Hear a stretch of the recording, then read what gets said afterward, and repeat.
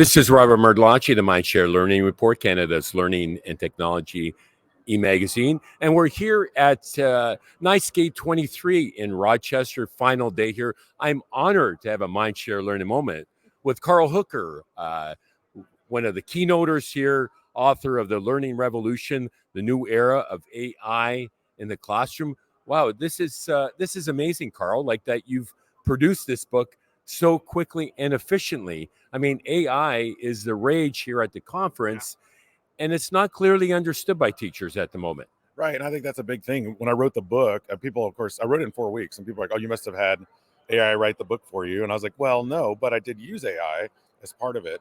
And so the book is really two parts. The first part is about strategies and all things you were just talking about, like being prepared for what it looks like and how we need to change our learning style in the classroom. And then the second part is more tools focused, of like actual hands-on activities, which, with AI could be obsolete in a day, but I try to keep it fairly evergreen with the categories. I call out specific tools, but I know they're going to be changing all the time, right? Because that's just the way technology works.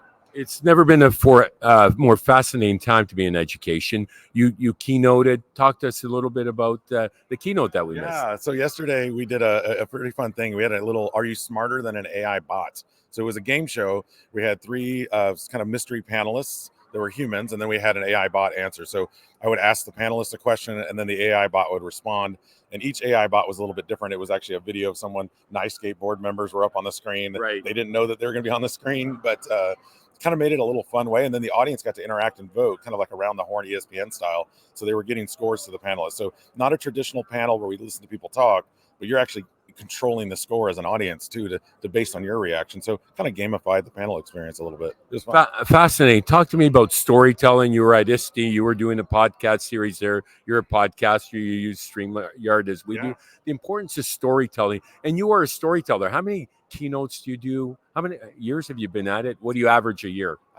So I've been doing this since about 2013, but probably in earnest since 2015. And I would do, I don't know, maybe 50 keynotes a year, I would say. Not a lot. I mean, that's a lot. I mean, that's a lot. No, but I mean, I know people that do it like 3 or 4 a week, and I don't have that. I don't have that in me. I like to balance because I also work in classrooms. Right. So for me, it's like I want to have that authenticity. So part of my keynote is a message for the people that are actually in the audience. Like, am I going to get something out of this as an audience member? So I always try to put myself in the perspective of the audience. I love that. And the story is a big part of it, just like you said. So tying in the story, but then saying, and then also here's 2 or 3 things you can actually do in your classroom right away. Brilliant. So when you walk away, you're like, okay, I'm inspired, but I also have some practical ideas. I think that's important. And you were a classroom teacher. Tell us about your trajectory and how you ended up here today. Yeah. Well, in 30 seconds or less. No, we don't have all day, but my mom and dad met, and then I was an educator for 25 years. A classroom teacher, 1st grade teacher, 5th grade teacher. Worked my way up. I did computer lab stuff in the early 2000s. I thought this internet thing ain't going away anytime soon. Right. So I invested and got a master's degree in computer science, and then worked my way up to a director of eventually innovation and digital learning. I got to make my own title up. Yeah, cool. Before everybody was in Austin. In Austin, yeah, Eanes, cool Westlake. City. Yeah, So I've been in Austin for 30 years. And then I retired in 2019, right before a pandemic, not knowing that was coming. Wow. To do full-time public speaking. And I invested in a bar. And of course, then the pandemic came and I lost all my speaking gigs and the bar almost went under. But, it's all about resiliency and failure, right? It's that. What a great message there.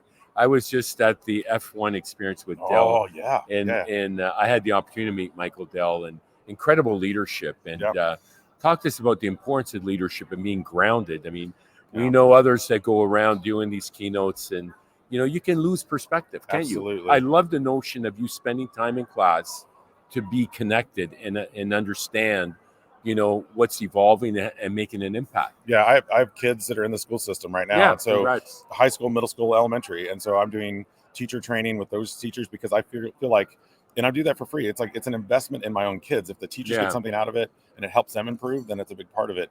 But the other thing I did a lot as a leader that I still do, it was in that volunteering, is go in the classroom and actually teach a lesson.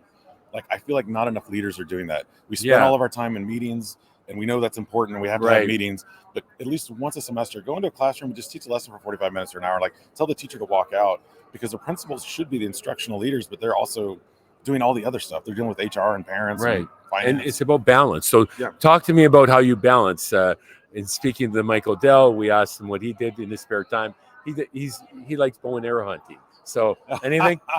You know what? Is that a Texas thing? No, or? yes, that's very much a Texas thing. I made fun of this sport for the last 3 years, and about 2 months ago, I just fell in love with this thing called pickleball. It's a great sport. I know. Yes. It's amazing. And I'm like, okay, I'm sorry I made fun of you. It is so fun. And so we have what we call couples therapy. It is couples therapy. We have couples therapy games on Sundays with other couples, and then on Friday, smash the ball. Does your wife play on the opposite no, side? we're on the same team, so we yell at each other. And then on Wednesdays, we actually play just a guys versus guys game, which is all aggro aggressive, which is funny with these little paddles. Yeah, you know so what? That's been it, but it's also a good stress release, right? And that's so important for teachers because teachers are so giving of their time and selfless, and kids too need to balance it off. Get off the technology, and get out on the pickleball court or on the playing field, sports, lacrosse, whatever it is. Get out there and do it. Just my own kids, we have balances of that where it's like, okay, you've been on it for this amount of time, then I need you to be off of it. So go walk around the neighborhood, go run a lap or something around the block, and they're getting better about it without us telling them. Right. That's the goal, right? Because we're not raising kids, we're raising adults, and so trying to get them to be a little more self-sufficient, I think, is a big part. Amazing. I heard a rumor there's a great closing keynote. Yeah, Matt Joseph's coming up, a good friend of mine. Also, Dr. Matt Joseph, the publisher of this book. Okay, there you go. Talk about a multifaceted guy. Yeah, he publishes a lot of great books for X Factor. My last 2 books have come through him. And I'm excited about his keynote. He's going to bring some people on stage. Wow. To bring in like more voices, which is really his message, which I think is great too. Now, would you come to Canada if I invited you? Absolutely. All right. I love Canada. Where in Canada? Toronto. I love Toronto. And not in the winter time either. Cleanest city I've ever been to in my life. I went to Toronto, Canada when I was 15 years old. Yeah. I was like, there's no trash anywhere on the streets. If you walk the streets of Toronto, there's no trash there. Not quite like that now, but Rochester's beautiful, beautiful architecture. Really recommend coming down here. And they have the Play Museum. They got the Kodak Museum. There's got a lot of cool things happening. I had a pretty good barbecue joint the other day. There you go. Barbecue. There you go. A shout out to Rochester. I mean, come on. Thank you to the Nightscape folks. Amy and the team. This event. Yeah, they did such a great job. I go to a lot of regional events across many states. They do it right here. There's a sense of family and a sense, which is hard to do when you get to these massive big events. But they do it right. And we watched football last night. There was a band.